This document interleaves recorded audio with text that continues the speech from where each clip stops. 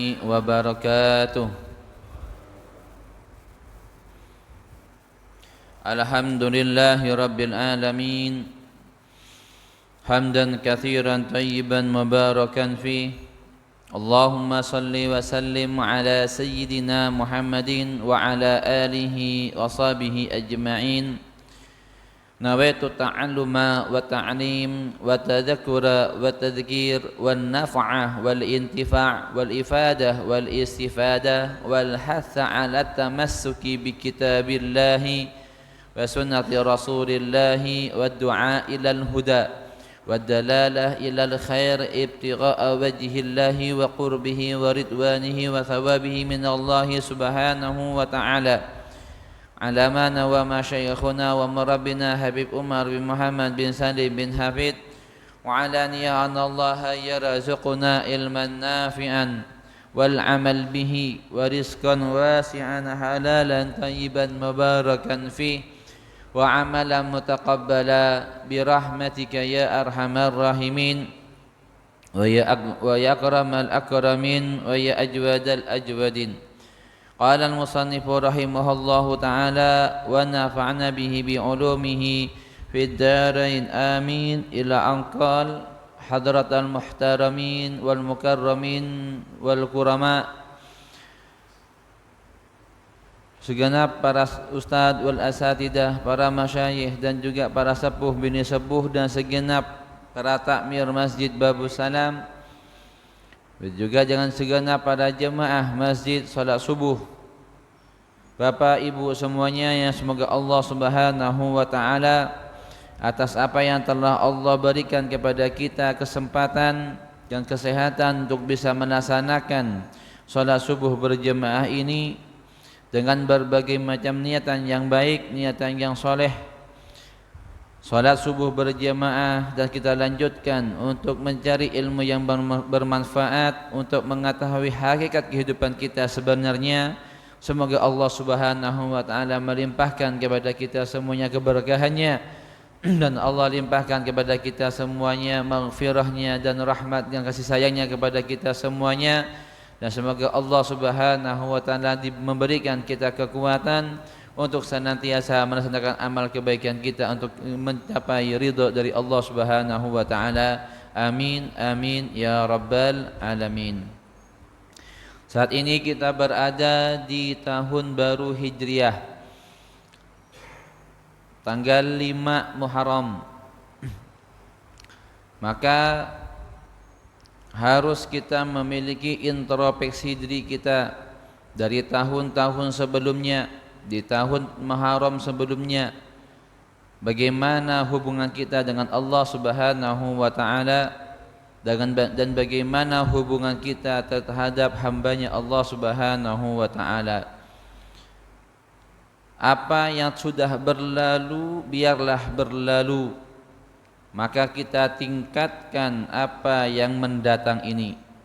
Di tahun baru ini, Hijriah Muharram ini memberi makna kepada kita bahwasanya kita saat ini masih diberi kesempatan oleh Allah Subhanahu wa taala berupa kesehatan dan kehidupan untuk bisa taat kepada Allah dan bertobat kepada Allah Subhanahu wa taala dari segala kesalahan yang berhubungan dengan Allah ataupun terhadap makhluknya. Maka kita tingkatkan diri ibadah kita, taubat kita kepada Allah Subhanahu wa taala, karena kita tidak tahu kapan itu waktu akan tiba.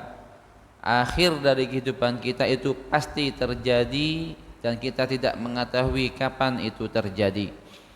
Maka kita persiapkan diri kita dengan bertobat kepada Allah Subhanahu wa taala dan senantiasa melaksanakan amal-amalan kebaikan dan menyempatkan diri kita untuk taat kepada Allah Subhanahu wa taala. Di bulan Muharram ini ada 2 hari yang paling istimewa. Yang pertama adalah hari Asyura yang jatuh hari Asyura tanggal 10 Muharram, yang insyaallah jatuh pada hari Jumat tanggal 28 Juli kalau enggak salah, tanggal 28 Juli. Rabu, Kamis, Jumat, Sabtu, Ahad, Senin, Selasa, Rabu, Kamis, Jumat. Naam, Jumat. Hari Jumat adalah hari Asyura, di mana di dalamnya disunnahkan untuk berpuasa. Su'ila Rasulullah sallallahu alaihi wasallam an yaumi Asyura. Di Rasulullah ditanya oleh para sahabat tentang puasa hari Asyura. Faqala Rasulullah menjawab, tukfarus sanatal madiyah, menghapus dosa yang tahun lalu, yang sudah berlalu. Maka manfaatkan dengan berpuasa di hari Asyura, hari Jumat. Bahkan di hari Asyura adalah peristiwa-peristiwa di dalam sejarah Islam, di mana hari Asyura, hari Jumat, hari Asyura, Nabi Adam diturunkan dari surga. Hari Asyura Nabi Nuh tandas di Gunung Jud, di mana langit hujan pada hari Asyura berhenti. Bumi mengeluarkan mata air yang besar pada hari Asyura berhenti. Tenang pada saat itu. Nabi Yunus dikeluarkan dari perutnya ikan Nun. Nabi Ibrahim diselamatkan dari api Raja Namrud pada hari Asyura. Dan Nabi Musa alaihissalatu wassalam diselamatkan oleh Allah Subhanahu wa taala beserta kaumnya Bani Israil dari kejaran Fir'aun pada hari Asyura.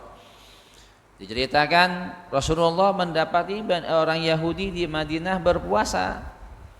Rasulullah bertanya, "Kenapa manakum antasumu hadzal yaum?" Kenapa engkau berpuasa pada hari ini? Rasulullah tanya kepada mereka orang Yahudi.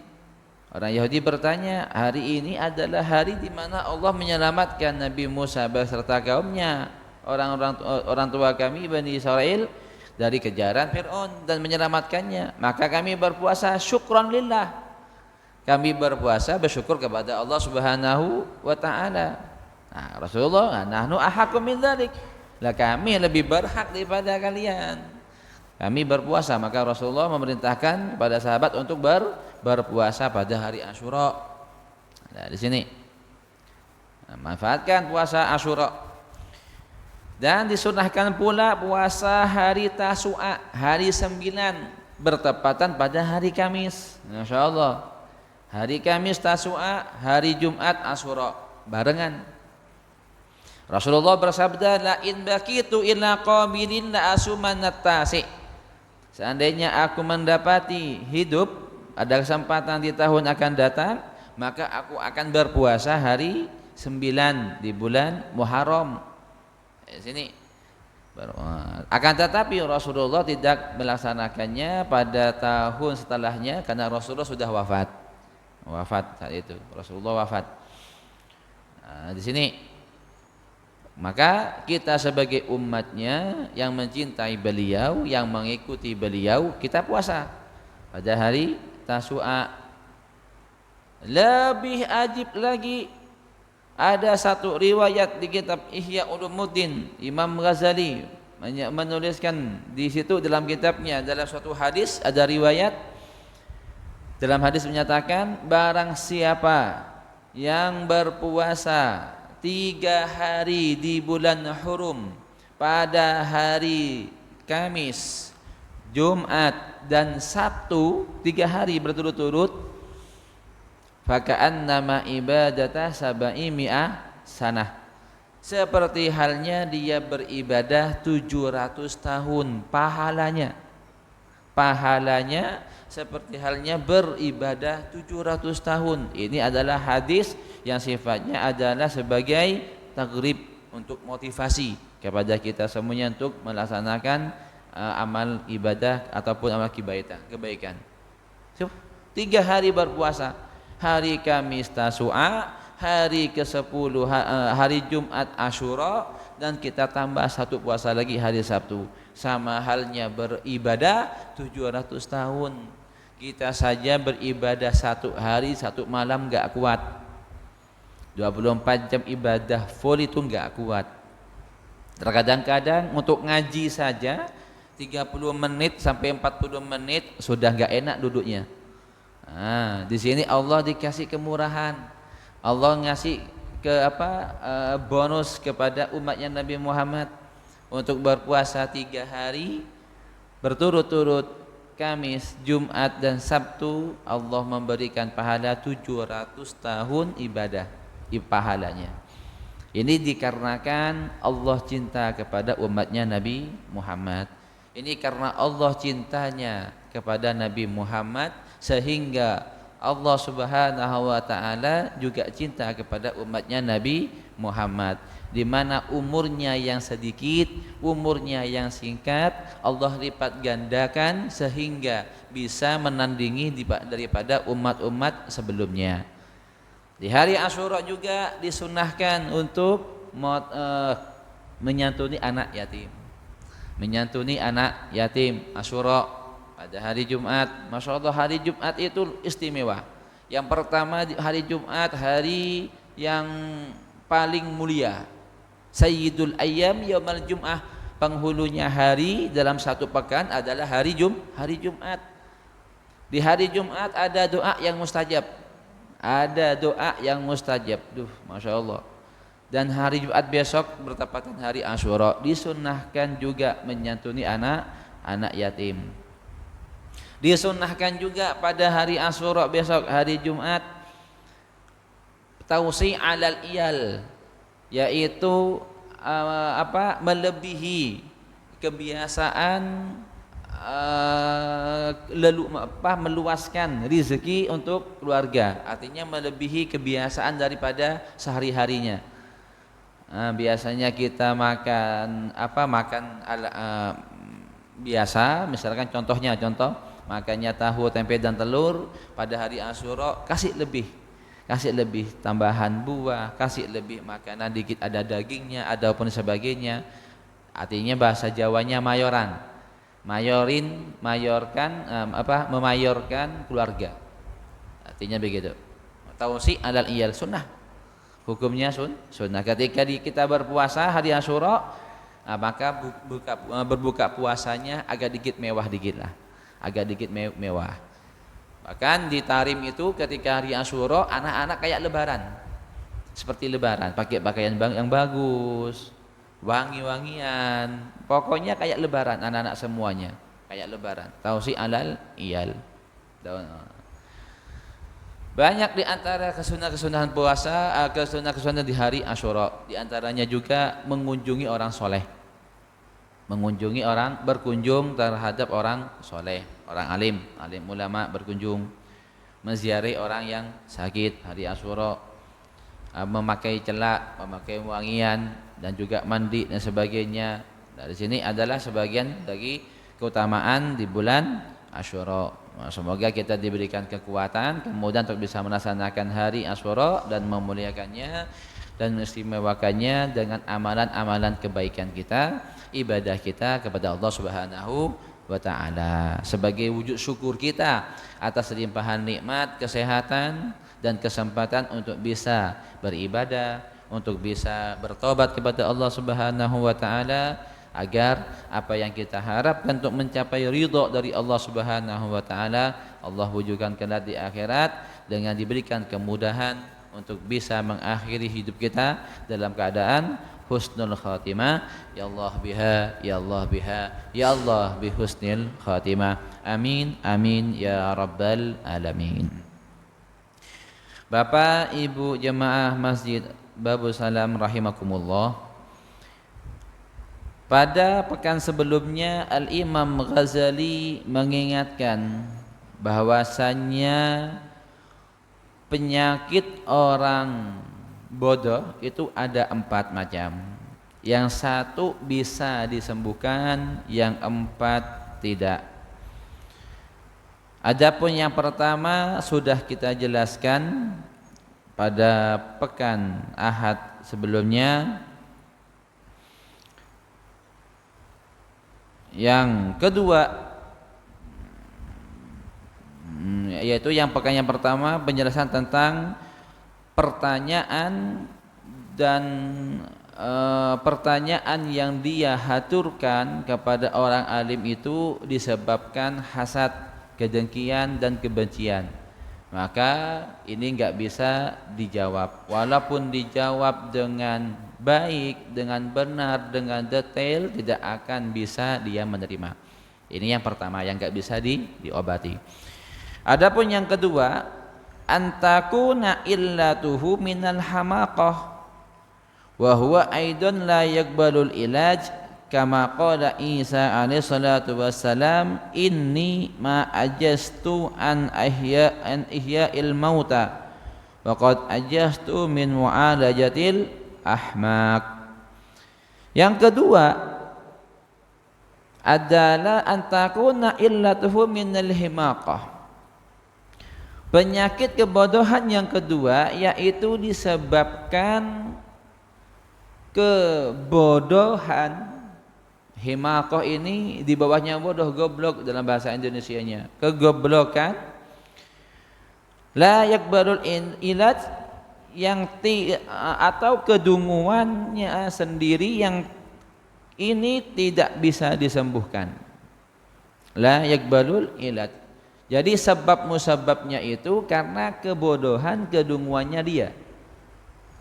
Kalau yang pertama dia bertanya didasari dengan higit, dendam, benci dan sebagainya. Kalau yang dua memang dia itu bodoh, memang nggak bisa, memang nggak tahu apa, memang dia goblok. Kedunguannya. Lah yang dimaksud dengan kegoblokannya ini apa? Tidak mau menerima, tidak mau menerima kebenaran yang sebenarnya. Apa contohnya? Contohnya seperti ini.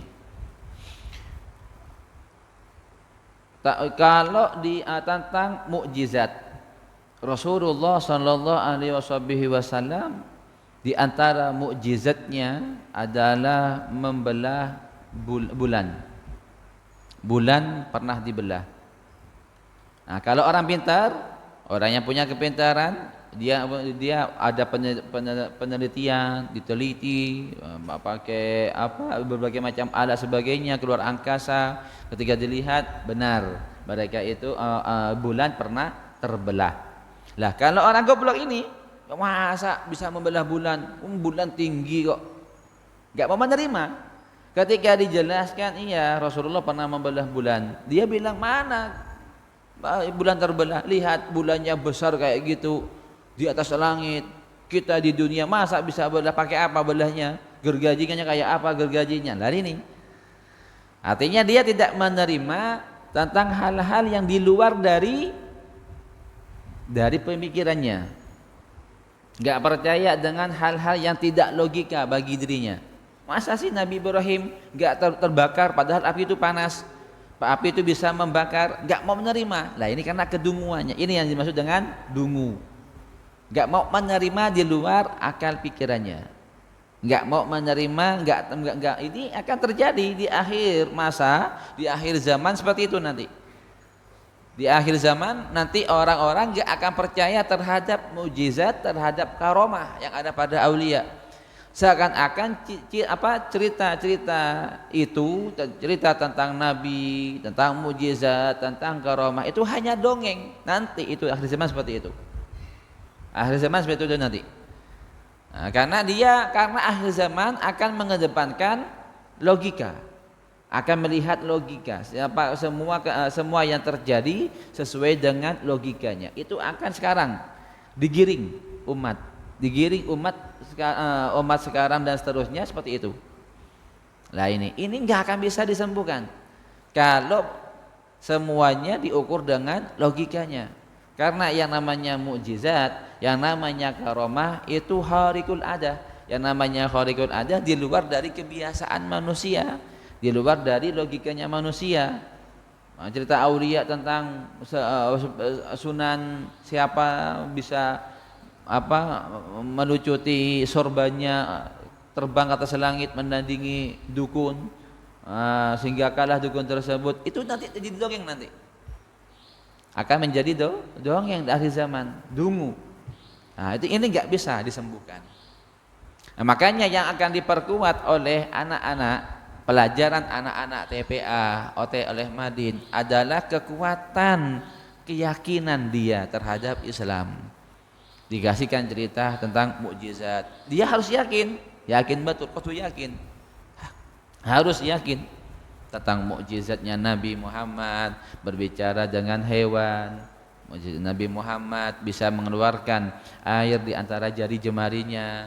Itu biar kuatkan dulu akidahnya. Maka anak-anak kita ketika ini masjid di Babu Salam ada program TPA ataupun Madin, berikan, serahkan, sekolahkan di Madin di TPA agar anak kita punya dasar keyakinan yang kuat terhadap Islam, terhadap syariat. Maka yang pertama yang harus ditanam untuk anak-anak kita agar selamat entar di akhirat, entar kemudian hari di akhir zaman adalah kekuatan keyakinan, akidah. Yang pertama tanamkan akidah, keyakinan terhadapnya untuk mengimani hal-hal yang gaib. Alladzina yu'minuna bil ghaib. Di Al-Baqarah pertama kali dikatakan mereka yang beriman apa? Yang pertama orang yang beriman terhadap hal yang gaib. Ya, gitu, iman kepada hal yang gaib. Allah Subhanahu wa taala, malaikat-malaikatnya, ada jin dan sebagainya. Nah, ini hal yang gaib. Pahala gaib. Surga dan neraka karena ini gaib. Nanti akan dilihat di akhir kehidupan dari kita semuanya. Ini. Maka ini enggak bisa disembuhkan. Nah, sama halnya kalau orang enggak sekolah. Orang enggak sekolah lihat pesawat besi, dibuat pesawat dari besi. Besi, ada besi, semua ada alat semuanya bisa terbang. Mereka yang enggak sekolah, yang enggak tahu, hanya sekolahnya TK dan berhenti enggak sekolah seterusnya, kok bisa sih? Itu besi semua bisa terbang, ada di atas lagi. Kok bisa enggak jatuh? Padahal ini berat. Lah ini kan hama kok. Nah, di sini ketika dijelaskan enggak menerima ke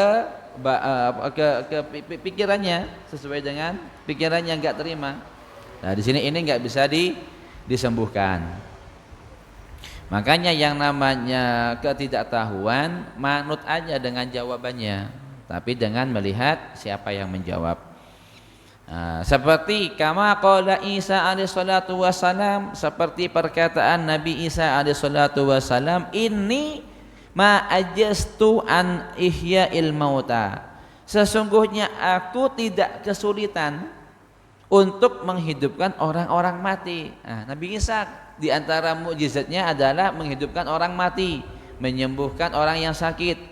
Kata Nabi Isa, aku ini tidak ada kesulitan sedikit pun untuk menghidupi orang mati. Gampang menghidupkan orang mati, kata Nabi Isa. Waqad ajastu min mu'alajatil ahmak, akan tetapi namun aku tidak mampu mengobati orang yang goblok, orang bodoh. Lah ini enggak iso. Bahasa Maduranya pengko, bahasa Jawanya apa? Ngeyel. Bahasa Indonesianya ngeyel. Bahasa Jawanya apa? Bahasa Indonesianya ngeyel. Nah, gitu. Wa dzalika rajulun yastaghilu bi talabil ilmi zamanan qalil wa yata'allamu syai'an minal ulumil agli wasyar'i wa ya'taridu min hamaqatihi 'alal 'alimil kabir alladhi amda umrahu fil ulumil aqli wasyar'i. Seperti begitu juga seperti halnya seorang laki-laki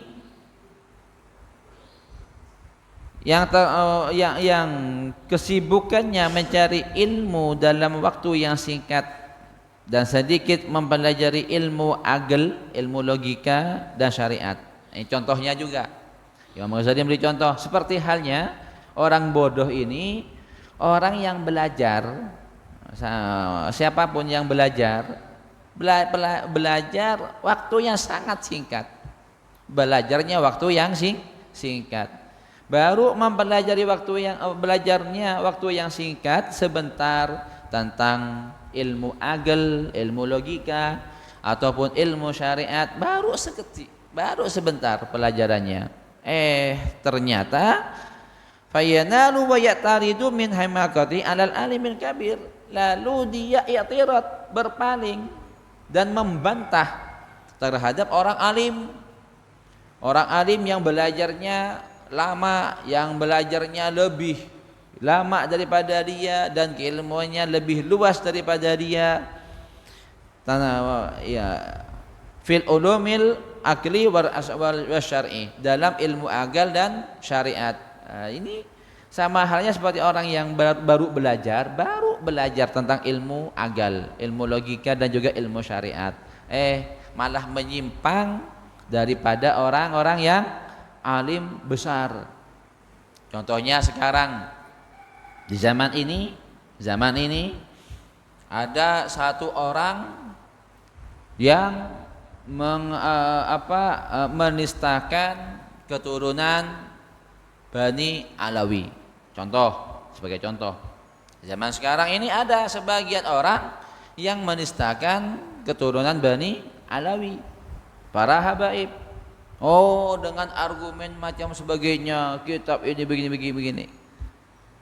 Ini baru belajar berapa tahun? Ini baru setinggi apa ilmunya? Ini baru Bapak berani-beraninya ngomong seperti ini. Padahal orang yang paling alim di Indonesia, pendiri Nahdlatul Ulama Mbah Hasyim Asy'ari, tidak membahas itu, tidak membantah, tidak menistakan problem ini. Bayi Khalil Bangkalan menghormati para habaib. Mbah Hasyim Asy'ari juga demikian menghormati para habaib Bani Alawi. Yang sekarang yang pernah kita jumpai Mbah Maimun, Kiai Haji Maimun Zubair Sarang menghormati mereka dan tidak ada balas gitu mereka. Malah zaman-zaman sekarang malah membantah, malah menista, malah begini macam lah.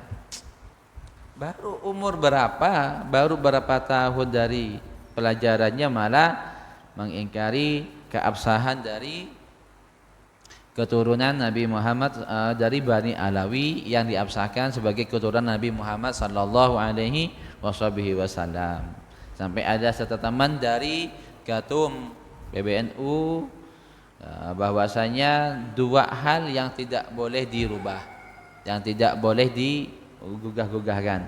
Yang pertama, Sawadul Adom, kemerdekaan Indonesia disepakati oleh semua ulama. Yang kedua adalah Bani Alawi, disepakati sebagai keturunan Nabi Muhammad sallallahu alaihi wasallam. Nah, ini la ilaha illallah. Wa hadzal ahmaq la ya'lamu wa yadhunnu anna ma ashkala alaihi huwa aidan mushkilun lil alimil kabir. Fa idza lam ya'lam hadzal qadar yakunu su'alahu minil himaqa fayambagil ala yastaghilu bijawabihi. Kebodohan yang tidak bisa disadari, artinya dia bodoh tapi enggak menyadari dirinya bodoh. Bahkan ia mengira apa yang ia persoalkan itu juga merupakan persoalan yang dihadapi oleh ulama besar. Perkiraannya, padahal ulama besar enggak jadi masalah. Apabila ia tidak mengetahui taraf ini, maka jelas pertanyaan yang ia ajukan adalah bagian dari kebodohan. Ulama sekarang, ulama dulu, Mbah Hasyim Asy'ari, Kiai Khalil Bangkalan, Kiai Nawawi Bantani, orang-orang alim dulu yang sekarang Mbah Maimun tidak mempermasalahkan tentang habaib, tidak mempermasalahkan tentang Bani Alawi, enggak mempermasalahkan. Mereka mengimani, mereka meyakini keturunan Nabi Muhammad. Sekarang malah mengingkari dengan berbagai macam dalil.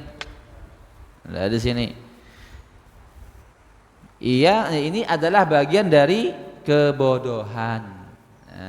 Kalau ulama-ulama besar tidak mengingkari, ulama-ulama besar tidak mempermasalahkan, maka Jangan mempermasalahkan hal-hal yang tidak jadi masalah oleh para ulama-ulama terdahulu, kecuali itu ada masalah baru. Nah, ini baru jadi masalah. Ada masalah baru yang belum pernah dibahas oleh ulama-ulama sebelumnya. Misalkan contoh, yang masih belum ada. Misalkan ada pintu ajaib, misalkan ada pintu Doraemon, misalkan ada lintas waktu.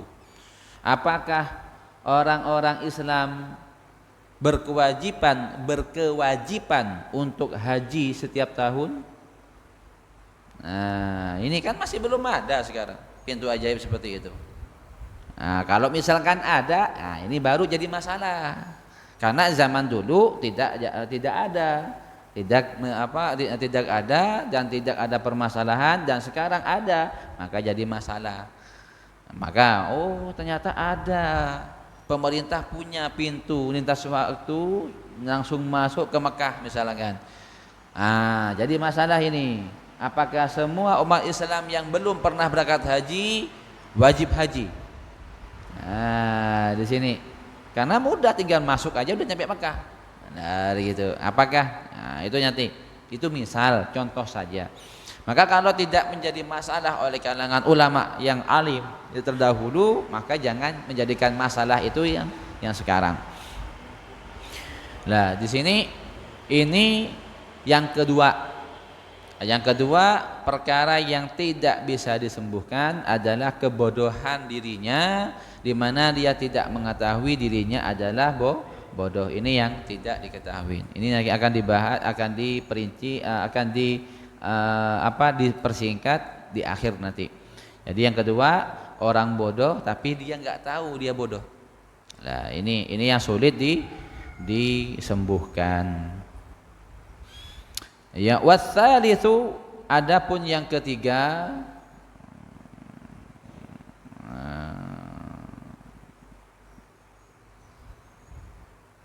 kita lagi, ayyakuna mustarsyidan wa kullu ma la yafham min kalamil akabir yahmilu ala qusuri fahmihi wa kana su'aluhu lil istifadah lakin likaunihi balidan la yadriku li haqa'iq fala yanbaghi al-istighal bi jawabihi aidan kama qala Rasulullah sallallahu alaihi wasallam nahnu ma'asyiral anbiya umirna an natakallama an-nas ala qadri uqulihim. Watsalitsu, adapun yang ketiga, ayyakuna mustarsyidan, penyakit kebodohan yang ketiga adalah orang yang meminta petunjuk. Ayyakuna mustarsyidan, orang yang meminta petunjuk. Wa kullu ma la yafhamu min kalamil akabir yahmilu ala qusri fahmihi, dan semua hal yang tidak ia pahami dari perkataan para pakar keilmuan itu mungkin karena kedangkalan pemahamannya. Pertanyaannya itu memang meminta faidah. Jadi yang ketiga ini, orang yang berbicara levelnya tinggi, sekelas doktor, sekelas insinyur, sekelas tinggi nih pembahasannya. Sedangkan yang di bawahannya pendengarnya orang yang masih tamat SD, tamat SMP misalkan. Dia tamat rektor ataupun doktor, pembicaraannya level itu. Maka ini nggak bisa dipahamin oleh siapa? Oleh bawahannya. Nah, ini yang tidak bisa disembuhkan, yaitu orang pembicaraannya yang tinggi sedangkan yang mendengarkan levelnya berada di bawahannya. Wa kana su'aluhu lil istifadah lakin likaunihi baridan la yadrikul haqa'iq, akan tetapi dia adalah orang yang tidak mampu menjangkau yang menjadi intisari dari jawaban seorang seorang dai tersebut, seorang rektor tersebut, seorang doktor tersebut. Maka lebih baik seorang penjawab itu tidak memberi jawaban kalau jawabannya itu terlalu tinggi. Begitu. Jadi seandainya tadi kembali ke awal, Ini anak, ini orang belit, nggak sekolah, tanya tentang kenapa itu pesawat kok bisa terbang padahal besi. Lah ini si dokter ini mau menjawab, tapi lihat dulu siapa ini. Nah, kalau kita jelaskan secara detail, ini membuang-buang waktu, dia nggak akan paham, nggak akan mengerti. Nah di situ, sebagaimana Rasulullah sallallahu alaihi wasallam bersabda, nahnu ma'asyiral anbiya umirna an natakallama an-nasa ala qadri uqulihim. Kami semua golongan para nabi diperintahkan untuk berbicara, menyampaikan kepada manusia sesuai dengan kemampuan nalarnya, sesuai dengan kemampuannya. Jadi berbicaralah atau kita menjawab sesuai dengan yang bisa dia diterima. Ini bagi pemursyid, bagi orang yang memberi nasihat, bagi orang yang akan menjawab dari setiap soal-soalan masyarakatnya. Jadi enggak semua persoalan, soal-soal yang dihaturkan itu bisa dijawab oleh seorang mursyid, oleh seorang tokoh, oleh seorang ustadz, sama juga oleh seorang kiai. Enggak semuanya, karena khawatir jawab pertanyaan yang akan dijawab oleh seorang tokoh tersebut malah tambah tidak paham, malah tambah tidak mengerti, malah tambah akan menjauhi dari apa yang dimaksud. Lebih baik kata Imam Ghazali diam saja dari pertanyaan orang-orang tersebut. Maka kita harus melihat siapa yang bertanya. Kalau pertanyaannya itu sesuai dengan kemampuannya, ya nggak apa-apa kita menjawab. Tapi kalau pertanyaan itu di luar dari kemampuannya, maka lebih baik kita diam. Wa amal maradul ladzi yaqbalul inat. Adapun yang keempat ini, adapun yang keempat, penyakit yang bisa diterima, yang bisa diobati, insyaallah akan kita bahas di pekan akan datang. Jadi sudah kita jadi 3 hal yang tidak bisa disembuhkan, yang 1 hal bisa disembuhkan. Yang 3 hal ini, yang pertama pertanyaannya karena kebencian, kedengkian, karena hasad, maka nggak bisa disembuhkan. Artinya nggak bisa kita jawab.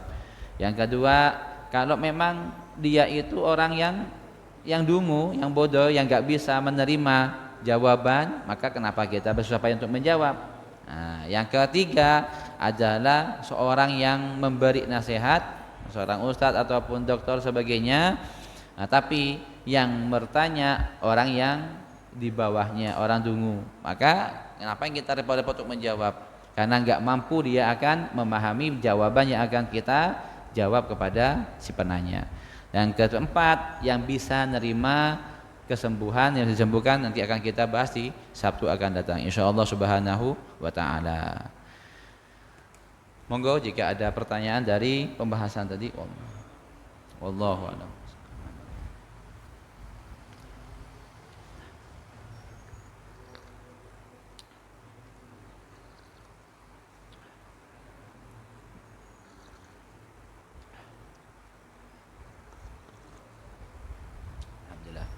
Monggo silakan Kak Taufik, sudah?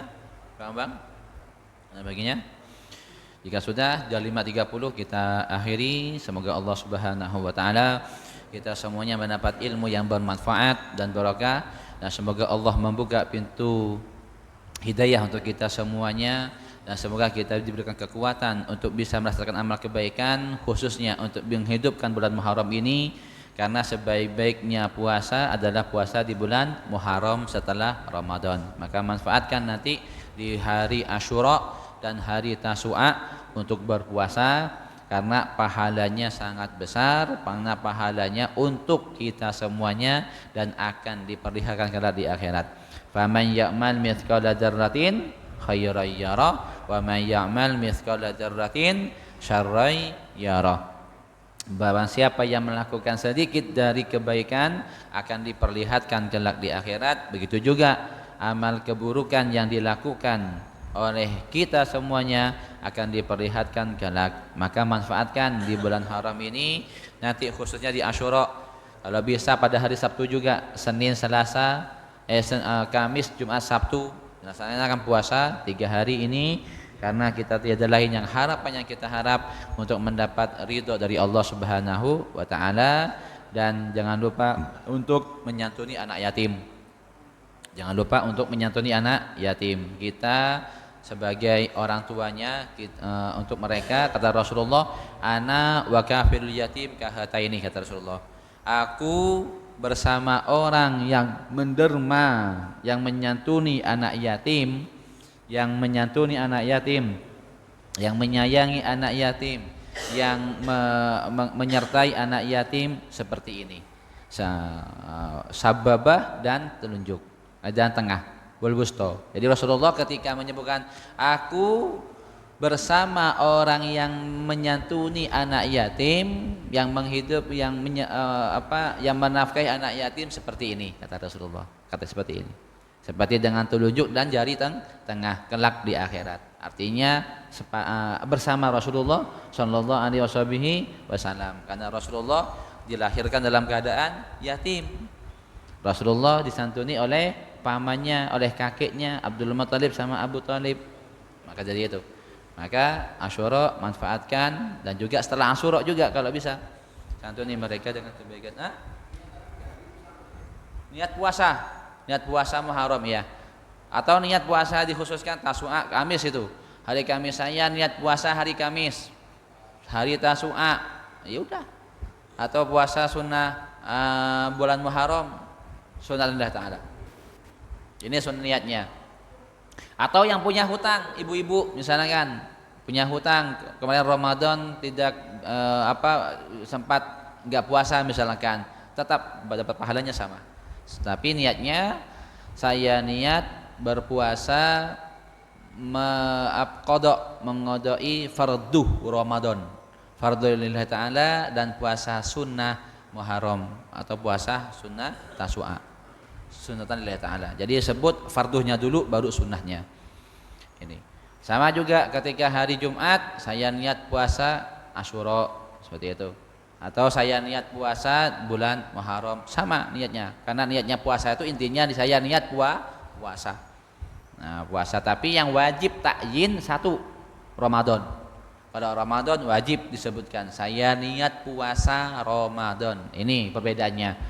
Kalau selain dari Ramadan enggak harus ditakyin, enggak harus ditentukan. Bisa saja nanti hari Kamis saya niat puasa hari Kamis, saya niat puasa sunnah Muharram, saya niat puasa Tasu'a, sunnah itu. Tapi kalau Ramadan wajib disebutkan saya niat puasa Ramadan, saya niat puasa qada Ramadan. Kalau Ramadan itu wajib. Ini sama hari Sabtu juga sama, saya niat puasa sunnah Muharram, sama 3 hari eman-eman, pahalanya 700 tahun ibadah dari Allah Subhanahu wa taala. Semoga kita diberikan kekuatan, kemudahan untuk beribadah, untuk menjalankan amal soleh kebaikan, untuk semata-mata mengharap Allah Subhanahu wa taala. Bismillahirrahmanirrahim. Alhamdulillahirabbil alamin. Allahumma shalli wa sallim ala sayyidina Muhammadin wa ala ali sayyidina Muhammad. Allahumma inna nas'aluka fi kulli khairin bima sa'alaka minhu 'abduka wa nabiyyuka sayyidina Muhammadin sallallahu alaihi wasallam ibadika salihun, wa na'udzubika min kulli syarrin ista'adha minhu 'abduka wa nabiyyuka sayyidina Muhammadin sallallahu alaihi wasallam ibadika salihun, antal musta'an wa lakal balagh wa la hawla quwwata illa billah. Allahumma akhrij min qulubina kulla qadarin di dunya kulla mahrin khalaqin min lubina ila ma'syatik aw yasluna 'an ta'atika ya rabbina bina tahaqquqi bi ma'rifatika khassa wa mahmud khalisa. Allahumma inna nas'aluka salamatan fid dunya wal akhirah. Allahumma inna nas'aluka afiyatan fid dunya wal akhirah. Allahumma akhrij min qulubina kulla qadarin di dunya kulla mahrin khalaqin min lubina ila ma'syatik aw yasluna 'an ta'atika ya rabbina bina tahaqquqi bi ma'rifatika khassa wa mahmud khalisa. Allahumma rabbana atina fid dunya hasanatan wa fil akhirati hasanatan wa qina adzabannar. Sallallahu ala sayyidina Muhammadin wa ala alihi wasallam. Walhamdulillahi rabbil alamin. Rabbana taqabbal minna bi asraril Fatihah. Bismillahirrahmanirrahim. Alhamdulillahirabbil alamin arrahmanir rahim maliki yaumiddin iyyaka na'budu wa iyyaka nasta'in ihdinas siratal mustaqim siratal ladzina an'amta 'alaihim ghairil maghdubi 'alaihim waladdallin. Amin. Subhanakallahumma wa bihamdika asyhadu an la ilaha illa anta astaghfiruka wa atubu ilaik. Allahumma shalli ala Muhammad